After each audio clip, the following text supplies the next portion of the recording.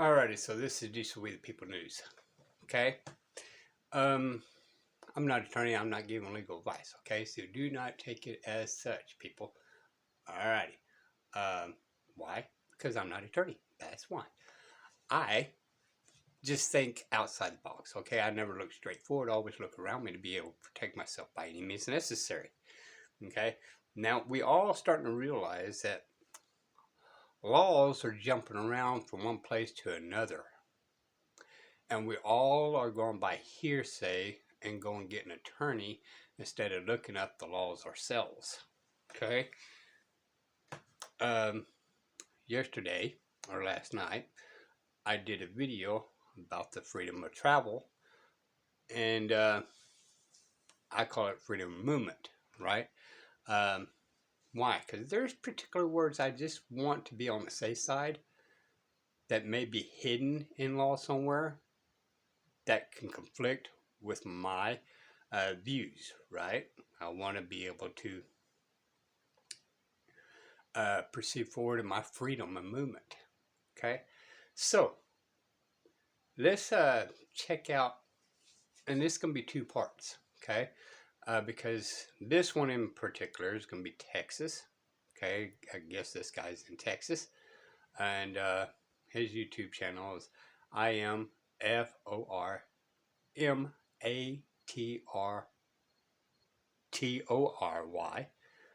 Production, PODUCT. Okay? A little tired, so I'm going to be hesitant a little bit. And most of this I'm probably just going to stay out of. Let's proceed forward. Definition of such enterprise and as such subject to regulation and control by the state. Okay, guys. All right. Let's get to the good part. Okay. All right. We're going to start from the top. Let's just say. All right, you guys heard me over and over and over, right? Chapter 543, arrest. I was pulled over for speeding, okay? And they're allowed to arrest an individual without a warrant. And here's their authority to do so, okay? Arrest without warrant authorized, okay? Let's look through the provisions real quick. Persons arrested to be taken before a magistrate, okay? Notice to appear, okay? Once you get arrested and they go through all the the chitter chatter, they're going to issue you a ticket, a citation, to give you a notice to appear, right? And if they don't take you to jail, they give you a notice to appear, right? When they don't take you to jail before a magistrate, right? You have to do your own reading now. I'm just trying to get through this real quick. And again, now, when we talk about trickery of words, right? You got to jump from one side to the other, this, that, here, and there. Now you got to go to the Bill of Rights and challenge this taking you to jail thing, right? And I can't remember what the codes is, but if you kind of dig a little further in the codes, it says directly to the nearest magistrate. It doesn't say directly to jail. It says directly to the nearest magistrate. It don't matter if it's 3 o'clock in the morning or not, right? So just pointing that out. Again, you had to jump from law to law to law to law. Notice to appear required in certain offenses. An officer shall issue a written notice to appear if the offense is charged speeding, right? Let's just say if I was pulled over for speeding, okay, they would have to give me a notice to appear, right? I'm going to have to sign a promise to appear. To secure release, the person arrested must make a written promise to appear in court by signing a written notice prepared, okay? You get that? Written notice to prepare by the arresting officer, okay? Okay, and I get the ticket and what he's going to put on there, the time and the place for my appearance, Correct? Correct. The time specific in the notice to appear must be at least 10 days after the date of arrest unless the person arrested demands an earlier hearing. Okay? And he hands you the notice to appear. Okay? The notice to appear, commercial vehicle. Okay? Or a license. So if you're not in a commercial vehicle. I did not dawn on that. Back up a second. Correct. The time specific in the notice to appear must be at least 10 days after the date of arrest unless the person arrested demands an earlier hearing. There you go. Right? Even right there is demands an earlier hearing. So you got to tell that officer, wake up the magistrate. Time to go see him. Okay? And he hands you the notice to appear. Okay? The notice to appear, commercial vehicle. Okay? Or a license. So if you're not in a commercial vehicle, you may just give him, may as well give him a license, right? Commercial vehicle or license. So it doesn't matter if you're in a commercial vehicle or not. If you give him a license, you're still a commercial vehicle, okay? Let's go on to read. A notice to appear issued to the operator of a commercial vehicle, commercial motor vehicle, or holder of a commercial driver's license or commercial learner's permit for the violation of the law regulating the operations of vehicle on the highways must, hear that?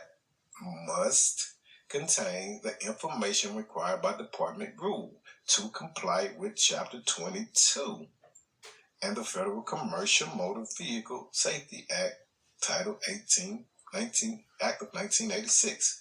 Again, Title who? 49. Okay? Remember that. Please remember all my highlighted words, or try to. Okay? Okay. Let's go back. Must contain the information required by the department rule to comply with Rule 522. Okay? That means it must contain information, all right? Let's go here.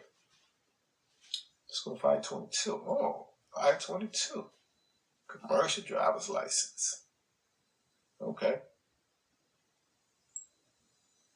It means you got to have a driver's license, right? You have to be compliant. You have to be in compliance with 522. You have a personal identification card or you have a driver's license. But see, what they're not showing up here, this driver's license really means commercial driver's license, all right? So let's just say if you was in let's just say a Honda Prius. Let's just say a Honda CR-V. You get pulled over, right? Then you were, if you was to present a driver license, you will be, most of us will be presenting a Class C, which is still a CDL driver's license, okay? And here's the proof for that, okay? Okay, first of all, let's go here. Commercial motor vehicle means a what? A motor vehicle, okay? Just because they don't use the word commercial doesn't mean they're not meaning commercial. They're just using the definition word of commercial vehicle, okay? And this is what I talked about last night, I believe, right? Motor vehicle still means commercial. That's the reason why you don't, I say private property. Okay, it's my property. I can name it whatever I want. I bought and paid for it. Short version. All right, let's go. Let me see.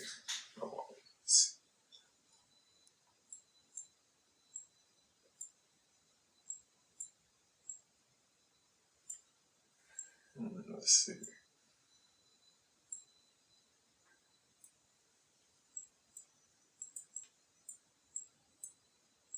Bear with me here, guys.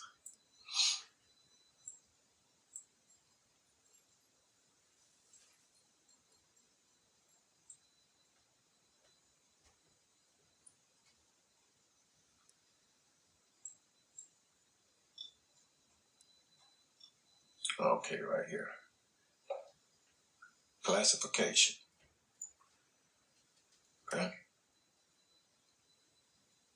You got your Class A license, your Class B license, and your Class C license, which covers a single vehicle or combination of vehicle not described by subsection B or C, either one of these. That is one designed to transport 16 to 23 passengers, okay, including the driver, or used in the transportation of hazardous material that require the vehicle to be placed. And there we go again, right? Passengers, right? I have 18 brothers and sisters, okay? Just by us having a bus puts us as in a commercial capacity, but we're all families in that bus, right? You guys can look at this however you want to look at it, right? But I'm looking at it as, since I have a big family, they're saying that because there was X amount of passengers, I was in commercial. Well, that's not true, right? So I say family or guest. Under 49 CFR Part 172, Subpart F. Okay? 49 CFR. Y'all remember that. Again, Class C covers that and covers that. Okay? Let's move on. Speed signs. The Department shall erect and maintain on the highways and roads of this state appropriate signs to show the maximum lawful speed for commercial motor vehicles. Okay? Commercial motor vehicles, truck, trailer, truck tractors, truck trailers, truck semi-trailers, and motor vehicles. Okay? Motor vehicles again. Commercial motor vehicles means motor vehicle. Engaged in the business of transporting passengers for compensation or hire. Okay? Okay? Alright, let's move on. Okay? A motor carrier. The term motor. Okay, so we're going to stop here because he's jumping into federal. So it's very important for us to separate and to extend, right? So therefore, I'm going to go ahead, stop it here, and we could jump into the next part, right? But you need to know the two sections, right, to jump around. The laws make you jump around from section to section to section to section to get your remedy, people, and for you to have the correct affidavit. Because if you do an affidavit saying, you know, I'm a driver and I'm, you know, using all these words, but you're not in commercial, well, the driver, you know, the judge don't have a choice to say, well, you still admit you're a driver and your vehicle and all that. So you admit you're still in commercial, whether you're in commercial or not, you still admit to it. So the judge don't have a choice but to charge you as a commercial driver, right? We talked about this a couple of videos back. You're in the wrong venue. You're standing in the wrong spot of court, right? We talked about this on the previous deal, like taxpayer, right?